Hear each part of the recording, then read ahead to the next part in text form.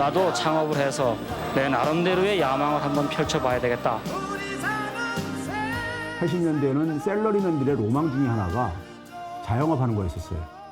오늘 국내 신규 발생 환자 규모가 434명입니다. 사적 모임 허용 인원을 4인까지로 축소하고 강력한 사회적 거리 두기를 통해서 하루빨리 확산세를 제압해야만 이번 고비를 넘어설 수 있다고 판단했습니다. 12월 21일 날인데 지금 현재 4시 10분에 오픈을 해서 23시 46분 현재까지 매출이 빵원이다. 소상공인 대출 받아갖고 메꾸고 2년 동안 하다 보니까 대출이 한 8천 정도가 늘었죠. 목숨줄 연명하는 것밖에 안 돼요. 나중에 언젠가는 터질 거예요. 소상공인 가맹점다 영업제한 철폐하라!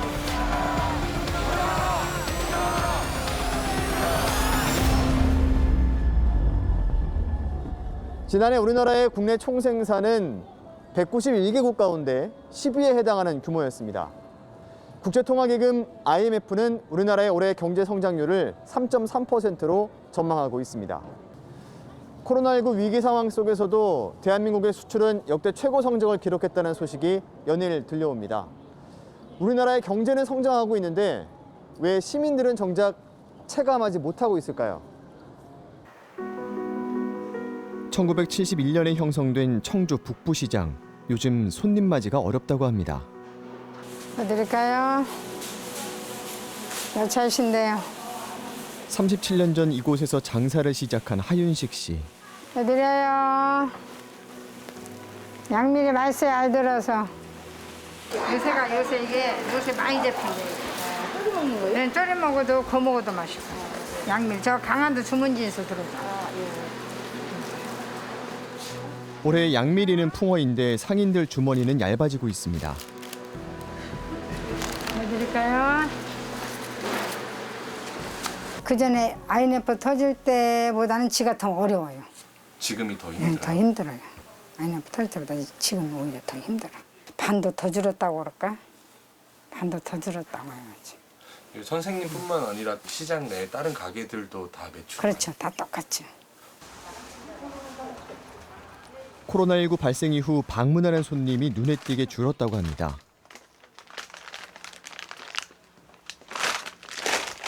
어디 배달 가시는 거예요? 네, 주문 들어왔어요. 이렇게 배달 주문도 좀 있나 보네요. 네.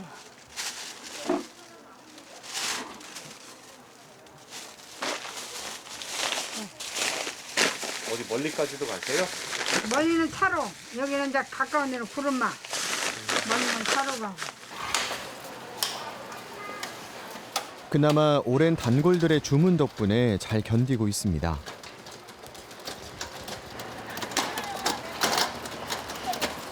아침은 몇 시에 출근하세요? 아침에 6시 반. 그렇게 일찍 손님이 있어요? 그래도 이제 운이 있으면 손님이 있고 어쩔 때는 없고 어쩔 때는 있고. 요즘 같은 때는 손님이 더 없죠? 요새는 없지. 요새는 손님이 없어. 그렇잖아. 제수용품이 주 매출 상품이기 때문에 다가올 설에 가족 모임이 제한될까 걱정이라고 합니다. 그전에는 그냥 파는 것 갖고 운영을 해나갔거든. 근데 요즘은 조금 이제 힘들어서 조금 이제 대출은 안 받아도 그냥 조금씩 해놓은 거 그냥 빼서 그냥 물건도 사고. 아, 매출로는 생활이 힘드니까는 모아둔 돈으로 조금씩 이제 사용을 하고 계시네요. 그렇죠. 그럼 이게 장기화될 경우엔 걱정이 되겠네요. 그렇죠. 이게 이제 얼마나 갈라는 몰라도 운영부터 해서 가리고 나가는 돈이 없으니까 그래도 그냥 우리 아쉬워 나고 둘이 그냥 먹고 살라니까 그냥 붙잡고 있는 거지.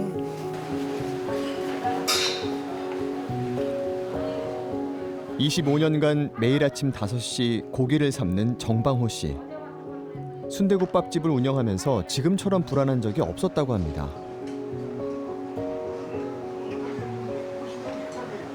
우리 같은 경우는 점심 이후로 장사를 하니까 그렇게 많이 떨어지지 한 30%는 떨어졌어요.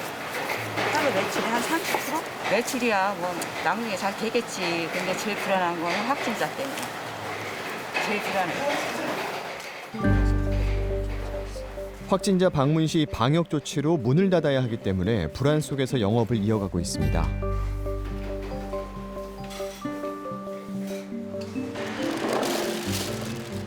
(50년) 동안 우암동에서 손님을 맞이했던 북부시장 상인들. 코로나19 여파로 하나둘 자리를 비우고 있습니다.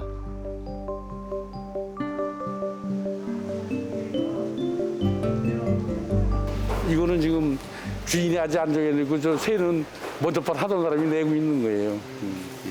지금 여긴 어떤 점포가 좀 들어오려고 하는? 아 지금 이거는요 주인이 하도 소를 안 돼갖고 새가 안 나가니까 지금 주인이 이거 건물주가 이 수리를 하는 겁니다. 저기 다올과일하고 과일했던데요. 여기는 또 옷 팔던데. 여기는 옷 팔고 화장품하고 같이 팔던데요. 잘들 하던 분들이에요. 근데 이제 갑자기 어려우니까 점포가 137개입니다. 그래서 그 중에 5군데 정도가 비었는데 지금 다시 들어온 데는 2군데 정도 있고 이 지금 비어 있는 거는 3군데 지금 비어 있습니다. 지난해 통계청 발표에 따르면 예술 스포츠 여가업 소상공인들의 영업 손실이 마이너스 85.2%로 가장 컸습니다. 그리고 하나 둘 스톱해봐. 여기서 투. 다리가 지금 이렇게 빠진단 말이야. 안쪽으로 들어가야지. 그렇지. 복싱 국가대표 출신인 장관식 관장이 선수 시절부터 11년째 체육관을 운영하고 있습니다.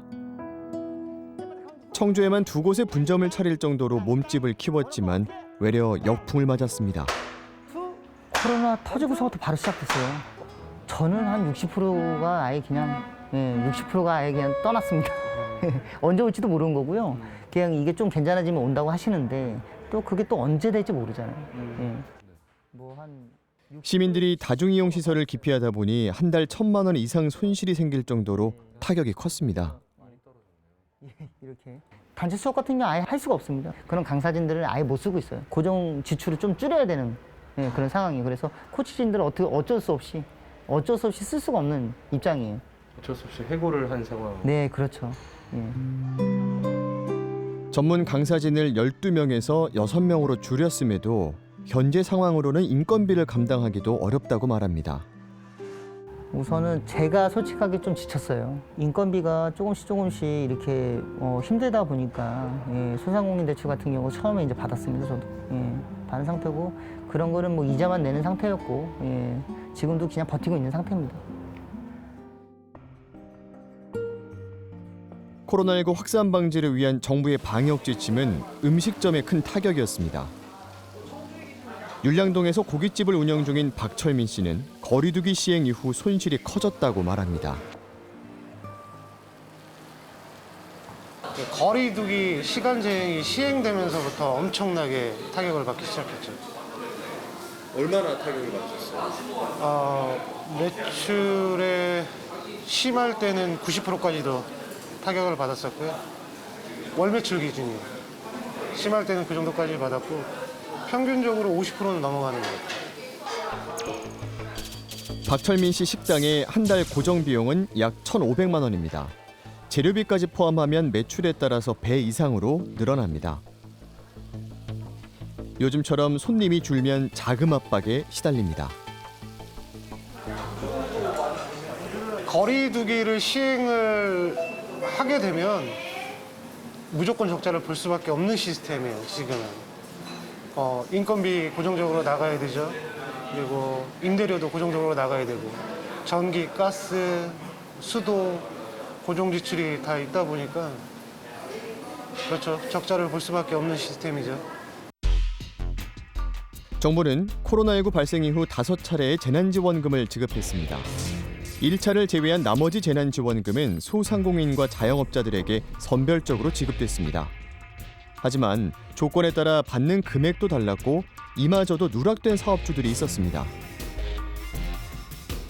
정부는 추가 손실과 방역 피해로 인한 보상을 지원했고 도와 지자체도 소상공인 지원을 했지만 고정 비용 중 일부를 감당하는 수준이었고 재난지원금과 마찬가지로 누락된 사업주들이 발생했습니다.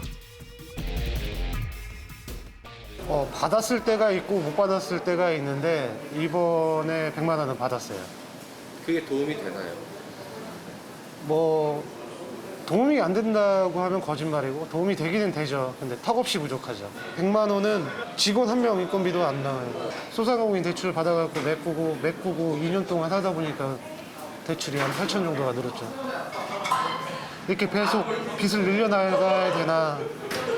직장인한테 당신 2년 동안 월급 받지 말고 공짜로 일하세요 하면은 그 누구도 안 할 거거든요.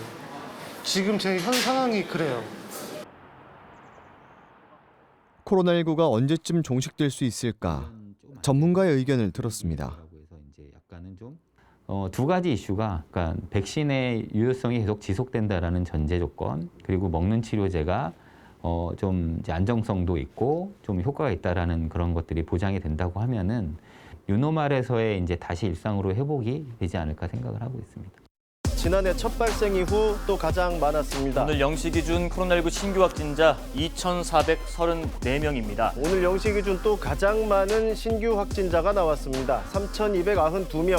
신규 확진자 수 역대 최다 5,000명을 넘겼습니다.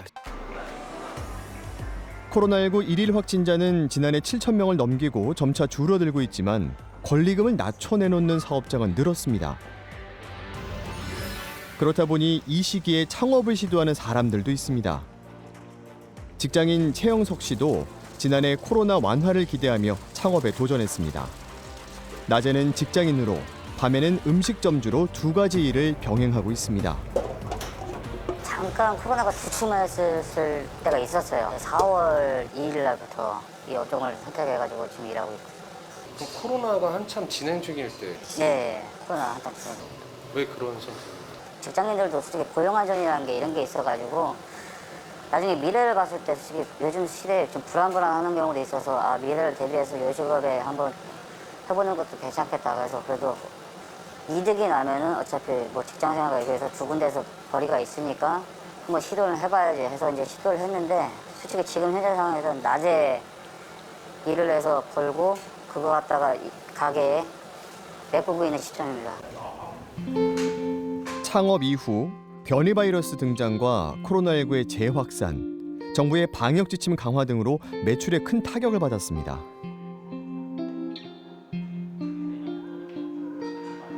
(12월 21일) 날인데 제가 너무 허무해서 힘들어서 화북대 국제동에 보내봤어요. 나는 지금 현재 4시 10분에 오픈을 해서 23시 46분 현재까지 매출이 빵원이다.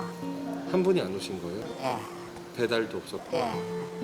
제 개인 사정이지만 제 임대료를 3개월째 못 내고 있습니다. 이제 1월 달이 되면은 4개월 차가 되는데 현재 지금 시중에 순이익이 없어요. 그래서 1월 달도 아마도 밀릴 확률이 좀 높아서 그럼 4개월치가 될 거고 2월 달 되면은 자칫하면 또 5개월치가 되는데 5개월치, 6개월치가 넘어가게 되면 비용이 세지기 때문에 그때는 이제 대출이란 거를 또 이용할 수밖에 없을 거고 나올 수 있는 데가 없으니까. 지난해 3분기에 실시한 정부 손실보상은 19년도와 21년도 매출을 비교 지원했기 때문에 지난해 창업한 최영석 씨는 이마저도 받지 못했습니다. 언제까지 버티실 생각이세요? 계속 하고 싶죠. 하고 싶기는. 근데 자체 진짜로 점점 더 힘들어지니까 앞이 안 보입니다. 영혼을 가져가도 적자만 아니면 계속 하고 싶죠. 근데 영원이 아니라 마이너스로 적자로 가고 있기 때문에 이게 도대체 언제까지 할 수 있을지 이게 앞이 안 보여요. 솔직한 마음입니다. 코로나19 확진자 급증과 오미크론 변이 확산으로 단계적 일상 회복이 45일 만에 멈춰섰습니다. 강력한 사회적 거리두기가 소상공인 자영업자들을 위태롭게 만들고 있습니다. 코로나19 발생 이후 생활고로 인한 자영업자의 극단적인 선택도 늘었습니다. 소상공인 다 죽는다. 영업자 철폐하라.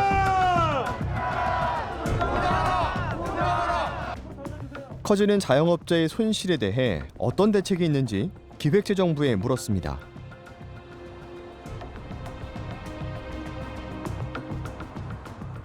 저희가 지금 자금 지원 예를 들면 한 30 정책자금 35.8조 원 지원해드리겠다. 네. 뭐 손실보상금 자체를 저희가 2.2조에 3.2조 일단 1조를 늘렸어요. 네. 현재 상황 자체가. 네. 일단 많이 늘렸죠 저희가 일단 지금 상황이. 그래서 직접적으로 소상공인이나 자영업자가 받는 게 어느 정도가 되나요? 근데 평균적으로 한 300만 원 이상으로 될 거라고 보는데 그거는 실제 저희가 이제 중기부가 집행을 해봐야죠. 제가 현장에서 상인들 얘기를 들어보니까 100만 원, 300만 원 이렇게 일회성으로 받게 되면은 크게 도움은 되지 않는다. 네네. 이런 얘기도 있는데 저희는 어쨌든 간에 정책자금 지원 많이 해드리고 하잖아요. 지금 35.8조 원까지 지금 하고. 당연히 어려우시죠. 그런 거 모르겠습니까? 당연히 자영업자분들도 소름 고생하시는데 그러니까 저희가 지금 손실보상도 늘리고 정책자금도 늘리고 이렇게 하고 있는 거잖아요.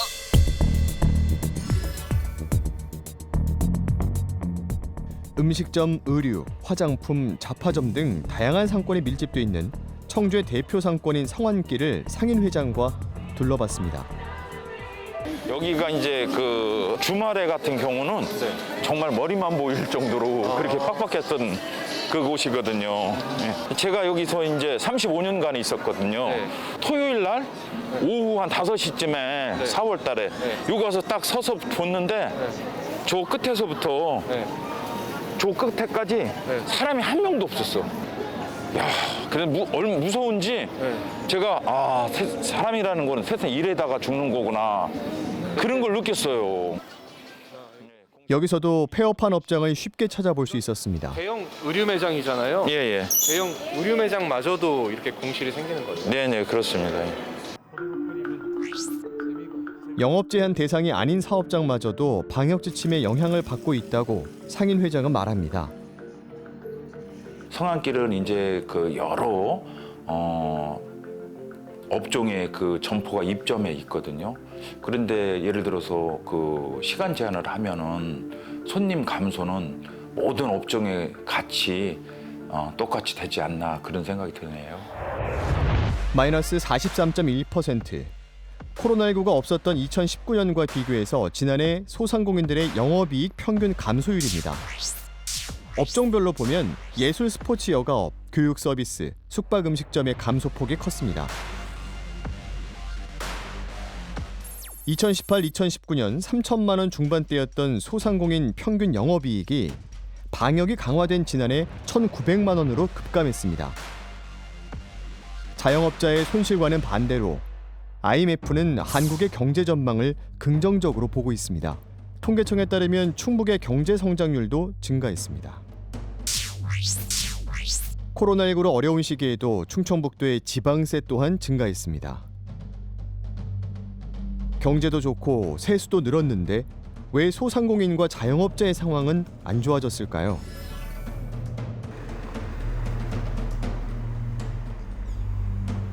경제 전문가를 만나봤습니다. 91년경까지는 자영업자가 사회적인 문제가 아니었었어요. 왜 그러냐면 자영업자 1인당 소득이나 임금 근로자 1인당 소득이나 차이가 없었어요. 그래서 80년대에는 셀러리맨들의 로망 중에 하나가 자영업하는 거였었어요.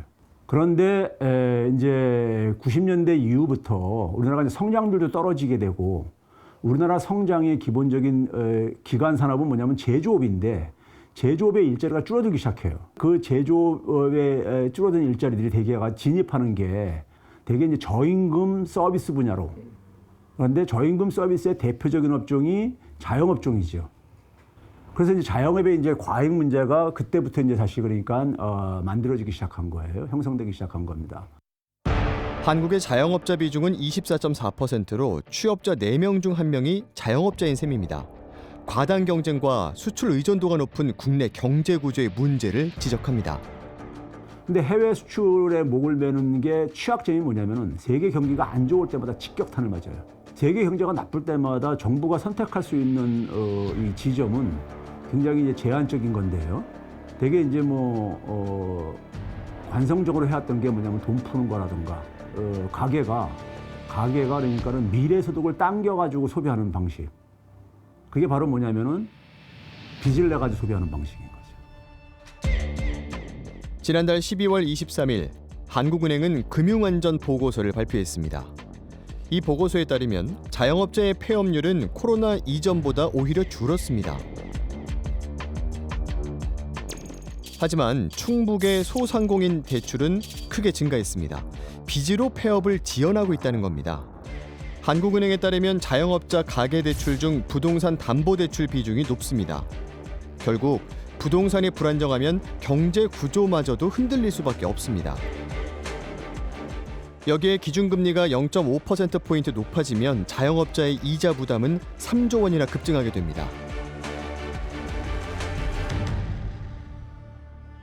코로나19 이후 자영업자의 경제 부담은 커져가고 있습니다. 충청북도는 어떤 대책이 있을까? 그리고 우리 도에서도 3차례 걸쳐서 지급을 했는데 그리고 꼭 대출 지원금도 더 늘려드리고 상한유예도 1년 더 늦춰드리고 그런 시책을 꾸준히 치고 또 폐업을 하시는 분이 대출을 상환해야 되는 문제 이런 걸 많이 고민을 하시죠. 그래서 지금 정부에서 브릿지 보증이라는 제도를 시행을 하고 있는데요. 이제 개인이 이제 폐업을 해야 되면 사업자에서 개인이 된단 말이죠. 근데 그 개인에게 다시 그 안고 있던 부채만큼은 다시 개인 부채로 이어져서 차후에 또 천천히 갚을 수 있도록 이런 제도를 지원책을 실시하고 있습니다. 결국에 빚은 계속 가져가는 거네요. 그거는 그렇죠.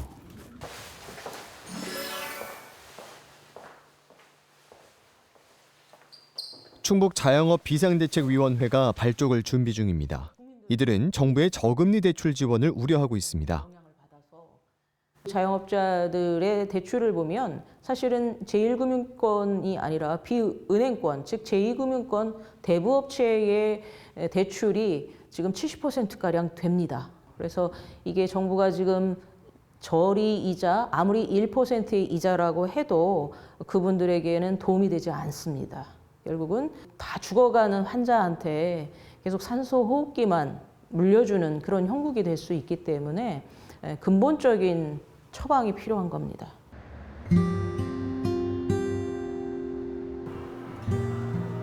다시 찾은 최영석 씨 식당. 밤 9시 매장 영업을 종료하고 배달을 준비하는 시간입니다.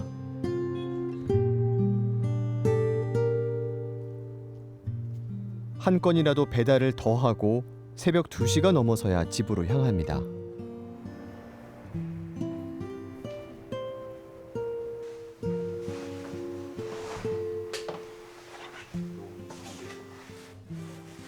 그래서 여기서 항상 잠만 자는 곳이라 항상 끝나고 와서 여기서 한 3시간 정도, 3-4시간 정도 자고 그렇게 다시 또 그 다음날 일을 위해서 또 출근하고 그렇게 하거든요. 네. 세종시에 가족이 있지만 낮에는 직장인으로 살아야 하기 때문에 매장 인근 월세방에 홀로 살고 있습니다. 거주한 지 1년이 다 돼가지만 잠만 청하다 보니 그 흔한 가재도구 하나 없습니다.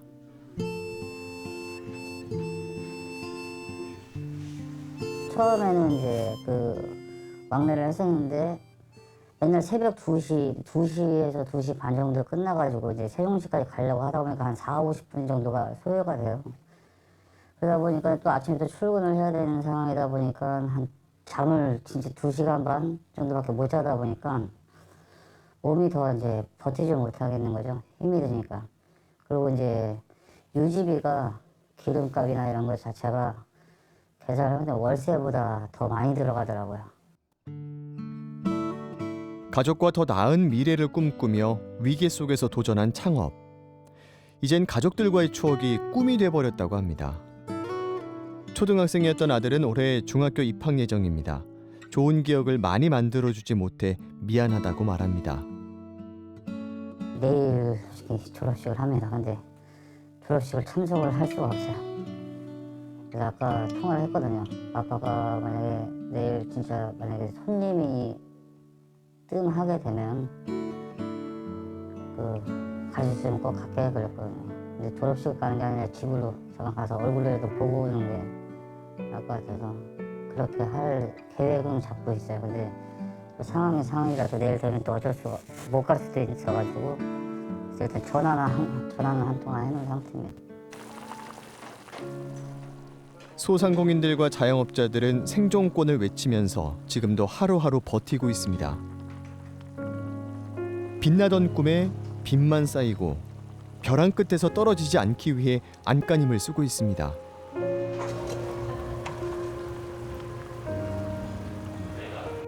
이게 공식적으로 뭐 언제부로 끝난다라고 하면은 그런 희망이라도 있잖아요. 나라에서는 제한 걸어주는 거는 더 많고 계속 버티다가 못 버티다가 이제 부채만 이제 쌓이게 되고 이제 서로 간에 그냥 그러면 우리끼리라도 한번 힘내보자 했는데 그런 사람들마저 한두 명씩 이제 떠나게 되고 그러다 보니까 이제 더 힘들어지는 거죠, 남아있는 사람들은. 그게 가장 힘듭니다. 위기 속에서 성공을 꿈꿨던 최영석 씨.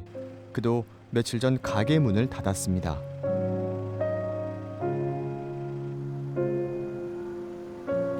이들의 탈출구는 어디에 있을까요? 그럼 자영업자의 타격은 대개 이제 두 가지로 나타납니다. 하나는 뭐냐면 이제 그러니까 우리가 매출이 감소를 하죠. 그다음에 이제 뭐 고정 비용이 그러니까 우리가 타격을 보잖아요. 예? 그러니까 임대료라든가 인건비라든가 이런 것들 타격을 보잖아요. 그러면 이 그 정부가 지원하는 방식도 그러니까는 이 두 가지로 그러니까 접근을 해야 됐었던 거예요. 근데 정부는 대개 이제 손실 보상이라는 것이 바로 그런 이제 비용 지원 측면이라고요. 그것도 이제 충분하지는 않은 거였었죠. 근데 매출 감소에 대한 지원은 없었던 거예요. 그 피해 보는 부분에 대해서 정부가 그러니까는 관심을 가져주고 그러니까 거기에 대해서 그러니까 쓰러지지 않게 막아주는 거는 이 위기 상황 속에서는 전염병 위기 상황 속에서는 최소한 정부의 역할이라는 거죠. 그게 쓰러지고 난 다음에 하게 되면요 비용이 더 들어요. 쓰러지고 난 뒤가 아니라 쓰러지기 전에 손을 내밀어야 할 때입니다.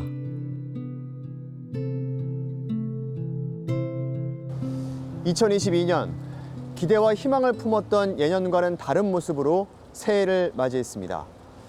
어느덧 우리는 공포와 두려움의 풍경에 너무나 익숙해져 버렸습니다. 코로나19 팬데믹 3년 차에 접어들었습니다.